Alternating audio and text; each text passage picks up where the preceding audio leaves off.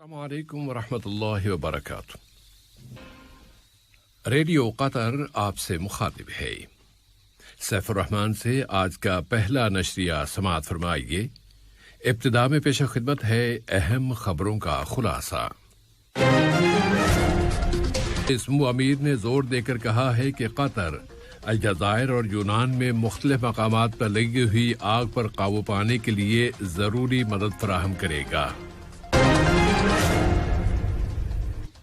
مجلس شورا کے انتخابات کی نگران کمیٹی نے ووٹروں کی ابتدائی فہرستوں پر اعتراضات اور شکایات وصول کرنے کی مدت 1 ہفتے کے لیے بڑھا دی ہے۔ دوحہ میں افغانستان سے متعلق وسیع تر اجلاس جاری ہیں اور افغان فریقوں سے تشدد میں کمی کی اپیل کی جا رہی ہے۔ سامعین، یہ تھا اہم خبروں کا خلاصہ اور اب پیش خدمت ہے ریڈیو قطر سے آج کا پہلا مفصل نشریہ۔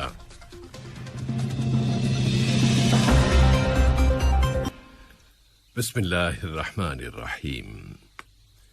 صاحب سمو امیر شیخ تمیم بن حمد آل ثانی نے برادر ملک الجزائر کے صدر عبدالمجید تبون سے ٹیلی فون پر ہونے والی گفتگو میں زور دے کر کہا ہے کہ قطر ان کے ملک میں مختلف مقامات پر لگی ہوئی آگ کے حالیہ بحران میں الجزائر کے ساتھ ہے اور وہ اس آگ کو بجھانے اور اس کے اثرات کا مقابلہ کرنے کی غرض سے اسے ضروری مدد فراہم کرنے کے لیے تیار ہے۔ اسی طرح صاحب سمو امیر نے جمہوریہ یونان کے وزیر اعظم جناب کیریاکوس میٹروساٹس کے ساتھ بھی بات چیت میں کہا ہے کہ قطر یونان کے مختلف مقامات پر لگی ہوئی آگ کو بجھانے کے لیے یونان کی ہر ضروری مدد کرنے کو تیار ہے۔ وزیر اعظم اور وزیر داخلہ شیخ خالد بن خلیفہ بن عبدالعزیز آل ثانی سے برادر ملک اردن کی امن عامہ کے ڈائریکٹر میجر جنرل حسین محمد الحواتوہ کی ملاقات میں دونوں ملکوں کے درمیان سیکیورٹی کے شعبوں میں باہمی تعلقات و تعاون اور اس تعاون کو مزید فروغ دینے کے وسائل کا جائزہ لیا گیا۔ اس کے علاوہ اس ملاقات میں مشترکہ دلچسپی کے دوسرے متعدد موضوعات پر بھی بات چیت کی گئی۔ نائب وزیر اعظم و وزیر مملکت برائے امور دفاع ڈاکٹر خالد بن محمد العطیہ نے ریاستہائے متحدہ امریکہ کے وزیر دفاع لوئڈ آسٹن کی جانب سے ایک ٹیلی فون کال وصول کی۔ ٹیلی فون کے اس رابطے میں دو طرفہ تعلقات کا جائزہ لیا گیا اور بطور خاص دونوں دوست ملکوں کے درمیان فوجی شعبوں میں تعاون اور انہیں مزید فروغ دینے کے وسائل پر گفتگو کی گئی۔ نائب وزیر اعظم و وزیر مملکت برائے امور دفاع ڈاکٹر خالد بن محمد العطیہ اور کینیڈا کے وزیر قومی دفاع جناب ہرجیت ساجن نے مجازی پروٹوکول کے ذریعے قطر کی وزارت دفاع اور کینیڈا کی وزارت قومی دفاع اور مسلح افواج کے درمیان دفاعی تعاون کے سمجھوتے پر دستخط کیے ہیں۔ مجلس شورا کے انتخابات ملک کے ایک تاریخی مرحلے کی بنیاد رکھ رہے ہیں۔ وزارت داخلہ نے اعلان کیا ہے کہ انتخابی ابتدائی فہرستوں پر اعتراضات اور شکایات جمع کرانے کی مدت میں اب اضافہ کر دیا گیا ہے۔ شہریوں کی بڑی تعداد کی دلچسپی کی بنیاد پر الیکشن کمیٹی نے فیصلہ کیا ہے کہ اب اگلے ہفتے کے دوران بھی اعتراضات اور شکایتوں کی درخواستیں وصول کی جائیں گی اور مقررہ اوقات میں سرکاری تعطیلات کے ایام میں بھی یہ درخواستیں وصول کی جاتی رہیں گی۔ انتخابات کے پہلے مرحلے کے اختتام پر دوسرے مرحلے کی ابتدا ہو جائے گی اور وہ مرحلہ ہے امیدواروں کے ناموں کی رجسٹریشن کا۔ اس میں تمام امیدواروں کے لیے شرائط سے آگہی ضروری ہوگی کہ سچائی، امانت اور ثقافت جس کا حامل سوسائٹی کے مسائل پر بات چیت کر سکے اور پھر ایسے قانونی بل شورا میں پیش کر سکے جو قطری عوام کی امنگوں کو پورا کرنے والے ہوں۔ ملک میں کورونا کی صورتحال کے فالو اپ میں وزارت صحت عامہ نے اعلان کیا ہے کہ گزشتہ 24 گھنٹوں کے دوران ملک میں معاشرے میں وائرس کے مزید 117 کیسز اور مسافروں میں 80 کیسز رجسٹر ہوئے ہیں، جبکہ وزارت صحت کے اعلان کے مطابق مزید 164 بیمار اب صحت یاب ہو گئے ہیں۔ اس طرح اب تک اس بیماری سے یہاں شفا پانے والوں کی مجموعی تعداد 2,25,566 ہو گئی ہے۔ پھر اینٹی کووڈ 19 ویکسینیشن کے حوالے سے وزارت صحت عامہ نے بتایا ہے کہ اس قومی مہم میں اب تک لوگوں کو 4,385,055 ڈوزز دی جا چکی ہیں۔ کابینہ نے اپنے حالیہ اجلاس میں ملک میں کورونا وائرس کے خلاف ویکسینیشن کی رفتار پر اپنے اطمینان کا اظہار کیا ہے۔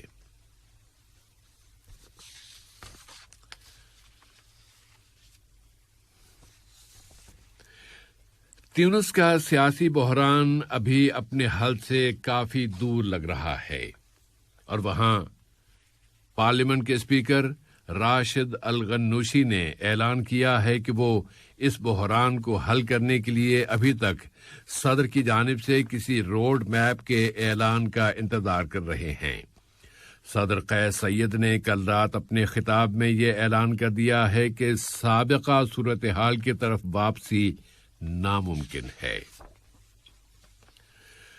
لبنان کے مرکزی بینک نے اعلان کیا تھا کہ ایندھن پر دی جانے والی سبسڈی اب عملی طور پر بند کی جا رہی ہے۔ اس اعلان کے چند گھنٹوں بعد ہی ملک کے متعدد علاقوں میں عوامی احتجاج کا سلسلہ شروع ہو گیا۔ پھر ملک کے نگران وزیر اعظم حسان دیاب نے اعلان کیا کہ وہ بینک کے گورنر کے اس فیصلے پر کابینہ کا ہنگامی اجلاس بلا رہے ہیں، اور کابینہ نے کل رات اپنے ہنگامی اجلاس میں فیصلہ کیا ہے کہ انتہائی غریب شہریوں کو ان کی مدد کرنے کے لیے ایندھن پر حکومت کی جانب سے سبسڈی دی جاتی رہے گی۔ افغانستان کی حکومت نے کہا ہے کہ وہ طالبان کے ساتھ اقتدار تقسیم کرنے کے لیے تیار ہے، لیکن اس کے لیے وہ اپنی فوجی پیش قدمی روک دے۔ طالبان نے ہیلمند ریاست کے دارالحکومت لشکرگاہ کے پولیس ہیڈ کوارٹر پر بھی قبضہ کر لیا ہے، اور جنوبی ریاست قندھار پر طالبان کی طرف سے حملے کیے جا رہے ہیں۔ ان حالات کے پیش نظر اقوام متحدہ نے متنبہ کیا ہے کہ اس سے انسانی مسائل پیدا ہوں گے اور لاکھوں شہریوں کو ایک سے دوسرے مقامات کی طرف منتقل ہونا ہوگا۔ دوحہ میں افغانستان سے متعلق وسیع تر کانفرنس میں شرکت کرنے والے ملکوں کے اجلاس جاری ہیں۔ افغان مصالحتی کمیٹی کے صدر عبداللہ نے کہا ہے کہ حکومت نے موجودہ بحران سے نکلنے کے لیے ایک منصوبہ دوحہ کے حوالے کیا ہے۔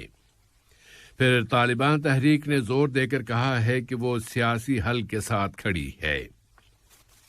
بین الاقوامی فریق ایک تیز رفتار حل تلاش کرنے کی کوشش کر رہے ہیں، اور میدانی صورتحال یہ ہے کہ طالبان تحریک افغانستان کے وسطی ریاست غزنی کے ہیڈ کوارٹر پر قبضہ کرنے کے بعد مزید آگے بڑھتی چلی جا رہی ہے۔ پھر افغان وزارت دفاع نے اعلان کیا ہے کہ ملک کی شمالی ریاست بلخ میں افغان فوجوں کے ایک فضائی حملے میں طالبان تحریک کے 27 مسلح اشخاص کو قتل کر دیا گیا ہے۔ طالبان تحریک نے اس ہفتے کے دوران افغانستان کے 10ویں ریاستی دارالحکومت کو بھی اپنے کنٹرول میں لے لیا ہے، اور کل رات یہ اطلاع ملی ہے کہ 11واں ریاستی دارالحکومت بھی اب طالبان کے کنٹرول میں آ گیا ہے۔ ادھر امریکی انٹیلیجنس نے کہا ہے کہ شمال مشرق میں صرف 150 کلومیٹر کے فاصلے پر واقع دارالحکومت کابل اب 90 روز کے اندر اندر طالبان کے ہاتھوں میں چلا جائے گا۔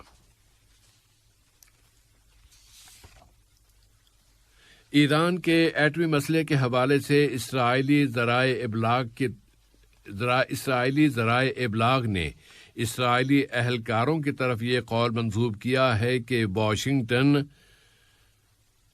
ایران کے ایٹمی مسئلے کی وجہ سے جنگ میں نہیں جائے گا یا جنگ میں شریک نہیں ہوگا۔ امریکہ نے زور دے کر کہا ہے کہ ایران کے ایٹمی مسئلے کے حوالے سے اختلاف رائے کو قابو میں لایا جانا ضروری ہے، حالانکہ اتفاق رائے بہت مشکل ہے۔ ادھر اسرائیلی وزیر خارجہ یائیر لابید نے کہا ہے کہ ایران کے ساتھ ایران کے ایٹمی سمجھوتے کے علاوہ کوئی متبادل سمجھوتا یا منصوبہ موجود نہیں ہے۔ لبنان اسرائیل کشیدگی کے حوالے سے اسرائیلی فوج نے اعلان کیا ہے کہ اس نے حزب اللہ کے تابع ایک ڈرون طیارہ مار گرایا ہے۔ اسرائیلی فوج کے حوالے سے بتایا گیا ہے کہ یہ ڈرون طیارہ لبنان سے اسرائیل کی فضائی حدود میں داخل ہو گیا تھا۔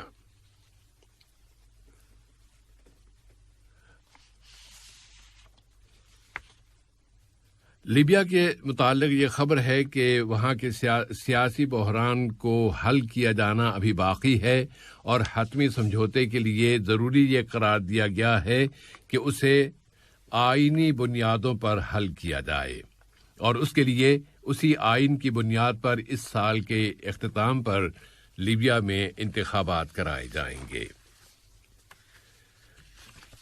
آج کا نشریہ اپنے اختتام کو پہنچا۔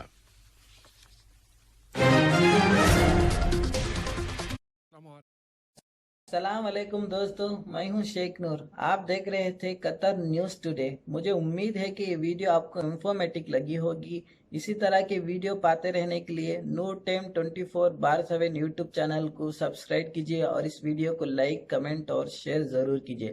اگر آپ فیس بک پر دیکھ رہے ہیں تو شیخ نور پیج کو لائک کیجیے اور فالو کیجیے تاکہ میں جیسے ویڈیو اپلوڈ کروں آپ تک پہنچ جائے۔